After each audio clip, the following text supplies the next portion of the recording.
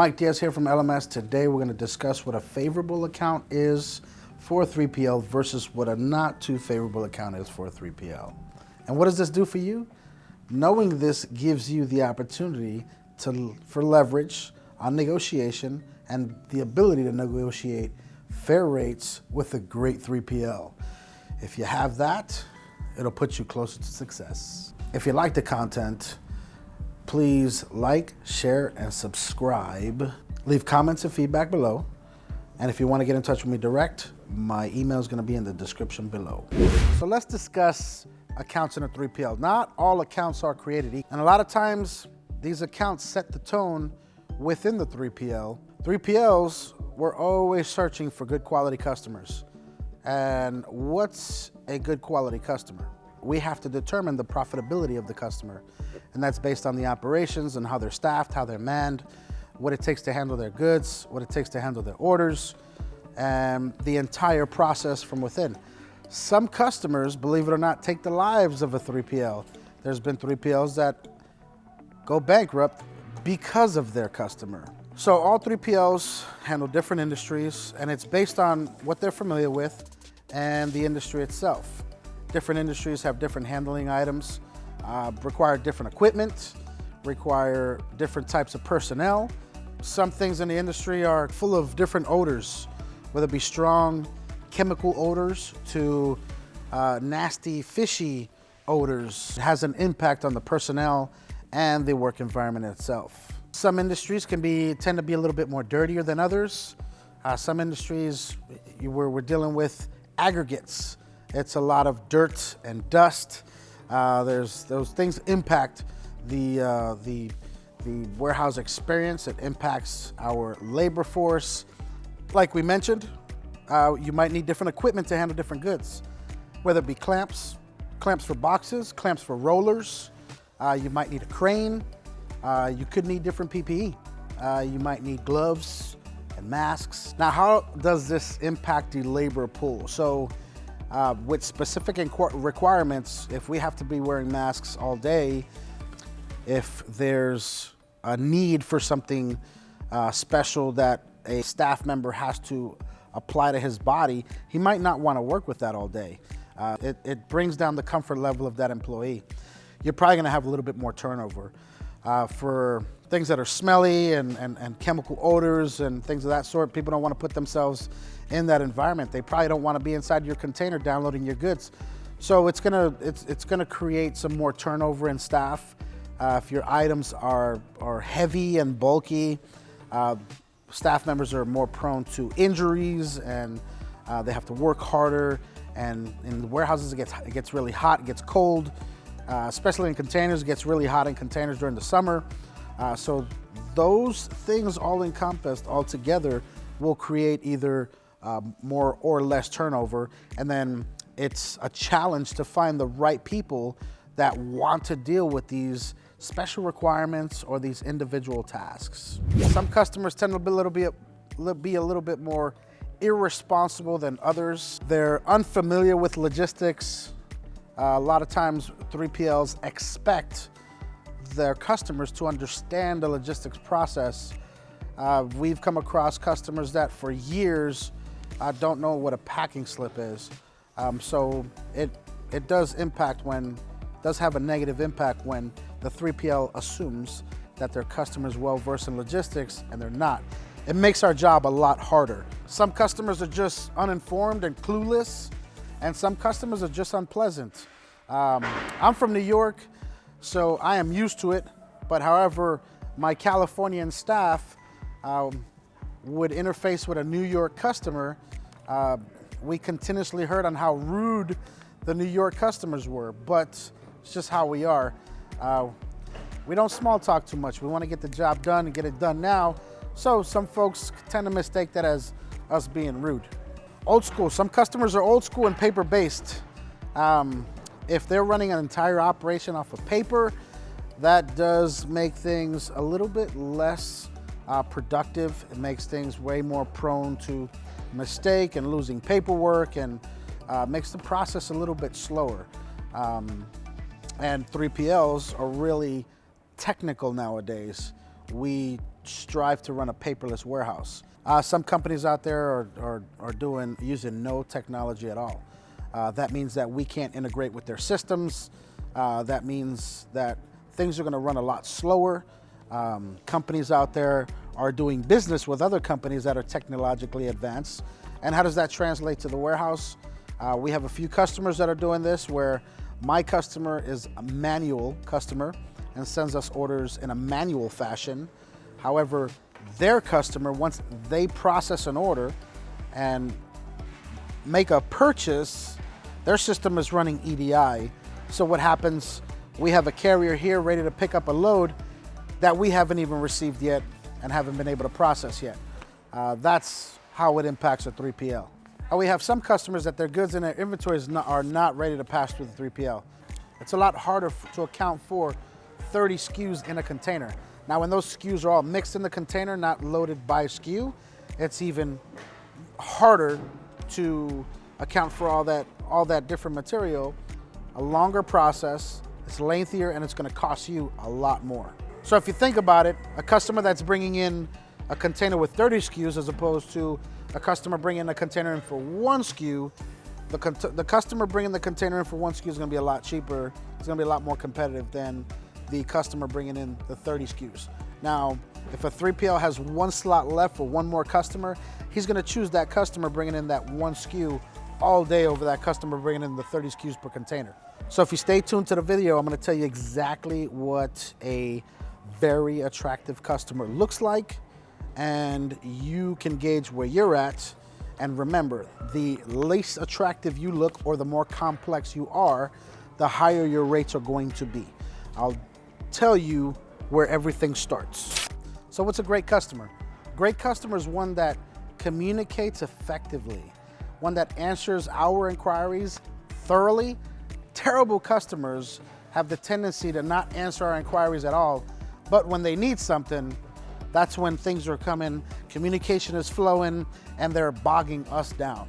Customers that can integrate. If you have a system that you are currently using that can easily integrate with our system, that eliminates the need to manually process your orders and manually send you notifications, that is very attractive. Now, they do come at a cost. Setup costs are up there in the thousands, depending on what type of system you have. The more complex you get, the more time it takes to set up. If we're talking API, it should be an easy integration. EDI, a little bit more tough. There's gonna be a lot of different things that have to be done, customized operations and integrations when it comes to EDI. And then when it comes to the notification process, we have to try them out in the beginning. Then systems get updated, so there's a maintenance process to EDI. API is really turnkey. Nowadays, there are open source integrations. You just open up the funnel and you're starting to get orders. Now, if you get a little bit more complicated on freight, who's paying for the freight, whether it's you, the customer, or the seller, that's when we start running into issues. But API, that's the way to go. Now, when all these things are running nice and smooth, it helps us, 3PLs, in the office retain our staff. Whenever there are changes and glitches in the system, it really throws a whiplash effect through the staff. And if staff is new and they're training, it does a really good number on our staff. And some folks can't really handle that stress. They end up just wanting to leave. Documents. You have documents that you're sending the 3PL. If you have good documents that tell us container numbers coming in, your SKUs, your quantities. And when we say SKUs, don't just throw your SKU on there. Put SKU and all your SKUs, your case quantities, your each quantities. If you have pallet quantities, even better. All these things, they make an easier inbound, and it makes the office staff work a lot smoother when it comes to processing your inbound. Do you have a master list of all your SKUs? That way, when it comes time for the 3PL to set your account up, we can just import everything that has the characteristics of your SKUs already. Whether it's the SKU, the description, case quantity, the pallet quantity, the UPC, your weights, and your dimensions. Do you have a savvy logistics team that's literate to the language of logistics? That way there's no miscommunications as far as inbounds, outbounds, SKUs, items, UOMs, UPCs, LPNs, GS1 labels, UCC 128 labels. When our staff is communicating with your staff, and your staff is really not in tune with the language, as just like if our staff was not in tune with the language because we have new staff, things really don't, communication does not flow smooth at all. Then you have a lot of assumptions. One person thought the other person understood them, and that wasn't the case. And that just translates to a bad job going out to the warehouse, and the warehouse doing a bad job and probably not meeting your compliance for when things go into your customer's warehouse. Is your stuff heavy? Is your stuff light? A good customer has light, expensive goods with not too high of a SKU count and frequent shipping. So minimal SKUs on the inbound, minimal SKUs in storage, and minimal SKUs on the outbound. A beautiful customer has about 5 containers a day coming in, 2 SKUs max, 3 containers a day shipping, all coming in by the pallet or by the case, and shipping out by the pallet, not by the case. That is a very attractive customer. And then those that also send us packing slips of what's inside the container. Same thing with your orders. If we can integrate to your system, or you do the data entry into our system, you give your carrier our pickup number. That way there are no issues when the carrier is checking in. They give us our pickup number, we give him a door, we give him a load, and he signs and he is gone. That is a beautiful customer. And the last very important detail of a good customer is a customer that pays their bills.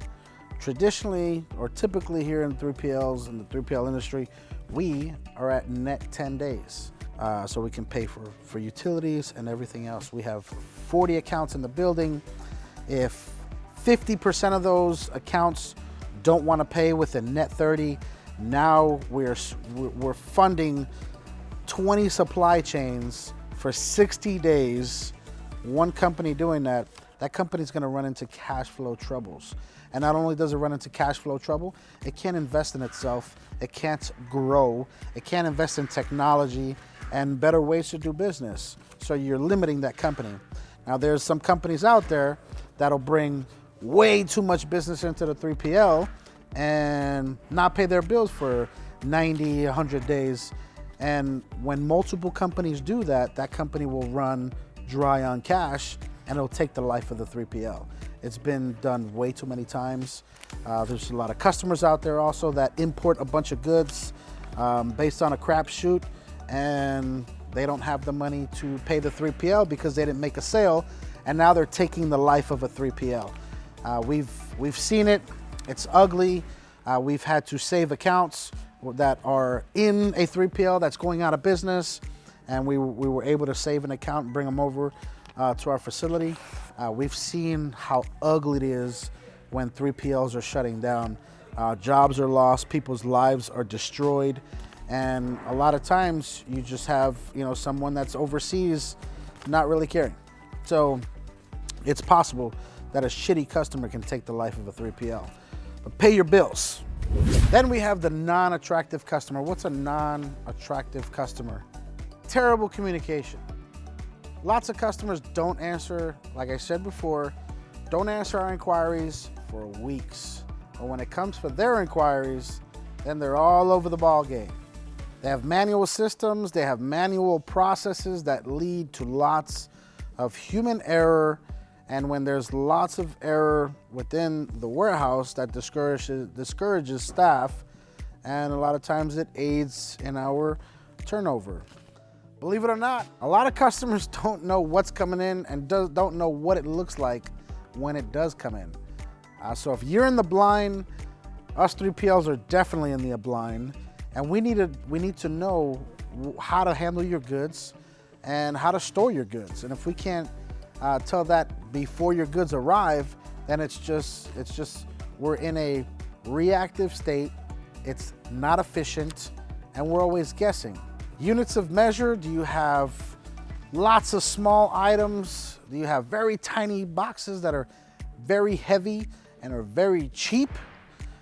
Those are unit of measures that a 3PL doesn't want to mess with. They want light and expensive. And perfect size is a cube, which is 12 by 12 by 12. That way, one person can handle about 2 or 3 boxes. You have thousands of SKUs in your line. Not all the time thousands, but hundreds. We would call a lot of SKUs 60 SKUs. That's when, for us, you're hitting that limit of you're a lot of SKUs and you're complex. A customer that's about 10 SKUs, not that bad. Now, in between 10 to 60 SKUs, it's give or take. Some 3PLs like it, some 3PLs don't, but any 3PL in the world would love 4 SKUs, maybe even 2 max, and you are a very attractive customer if you're doing a lot of volume. Containers, do they arrive just stuffed with different SKUs in them, and your SKUs don't make any sense inside, meaning they're not loading it by the SKU? It's just a bunch of mixed boxes. That's really an unattractive customer. It's an unattractive inbound. That, if you're doing that, your boxes should be labeled, and it should be coming into a DC that has an automated inbound process, meaning you have 1 or 2 people just throwing boxes on a conveyor, and the conveyor is reading barcodes. That's what typically happens when you're sending to Nordstrom's, TJ Maxx, Marshalls. These cases are gonna have UCC 128 labels, and they're gonna come into a conveyor system. When they get scanned, that conveyor system knows where they need to route it, and it's gonna go straight out of one truck into another truck, into another door. So all you just have is people placing boxes on top of the conveyor.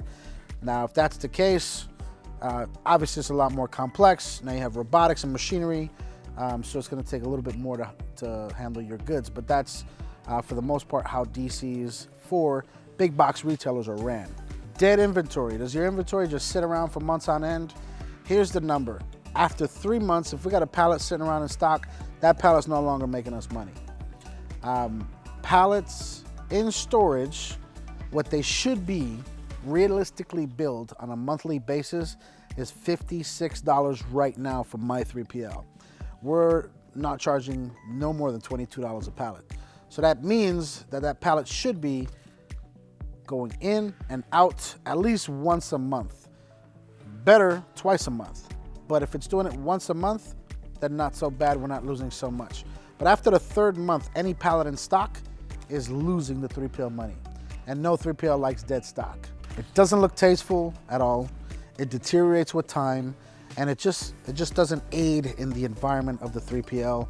It just looks nasty. Here in California, there is a rule of how long your stock sits.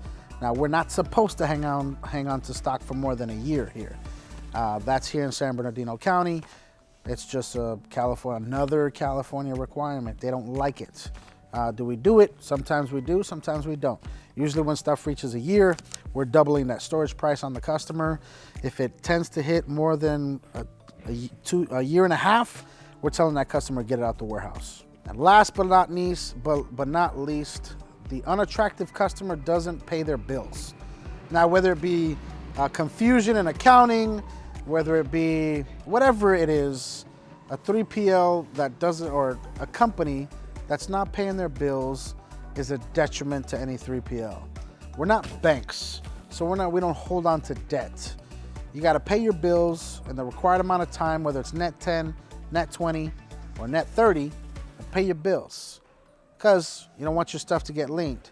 Everything that comes into a 3PL is subject to a warehouseman's lien, and that is a code, it's a law. So you wanna pay your bills, and if you are that 3PL that pays your bills all the time and you pay them right, when it's time for you to ask that 3PL for a favor, they're gonna give it to you like this because you're a great customer. When you're a great customer, we give you great service. When you're a shitty customer, we tend to give you shitty service as well. So customers, they set the tones in the 3PLs. And you'll hear a lot when there's a relationship suffering within the 3PL, 8 times out of 10, it's the customer because of either expectations or things that they they think they should be getting from the 3PL, but on the flip side, the 3PL is just confused where, look, I can't give you great service if you're giving me a shitty product. If you want great service, give a great product. We do the same thing here. I give my staff members a great product and I demand great service. Now, if they don't give me great service and I'm giving them a shitty product, then it's only myself to blame. If you want great service, give a great product, work with your 3PL. If you're clashing right now, if you have a bad relationship with your 3PL, instead of just swapping 3PLs like a lot of people do, come down to the table, to the negotiating table with your 3PL and hash things out. Talk about what the challenges are and how we can solve those challenges. Because a lot of times, all it takes is some communication, and usually that communication is with the top level folks. Us CEOs, CFOs, and COOs. Generally your management, unless they're really, really, really competent, I have not seen managers and sales managers do a good job at repairing relationships, because at that point it's a slinging Richard contest. You want to get your high-level executives that have an open mind. They think, they have clarity in their thinking, they have clarity in their vision. They know what they want, they know how to express what they want, and they're critical thinkers. And have them get down to the table, discuss what we need to discuss. We'll get things solved, and you transfer to your team what's going to be implemented. So we went through what a good customer is, what an attractive customer is, and we went through what a non-attractive customer is. Now, one of our videos is going to be how to be an attractive customer and how to run your product through a 3PL. Now, if you need some tips on how to become an attractive customer based on what your needs are, because we understand you might have to have 100,000 SKUs in stock. You might have to have a certain box a certain way. So it's either going to be a 3PL handles it for a pretty big chunk of price and a chunk of your profit, or you handle it yourself. But if you need tips, if you need advice on how to configure your specific supply chain for a 3PL, don't hesitate to reach out. My email is in the description below. So if you made it this far, I want to thank you for watching. Thank you for tuning in. Remember, if you like the content, please like, share, and subscribe so we can see you on the next one. And until then, we shall see you. Mike out.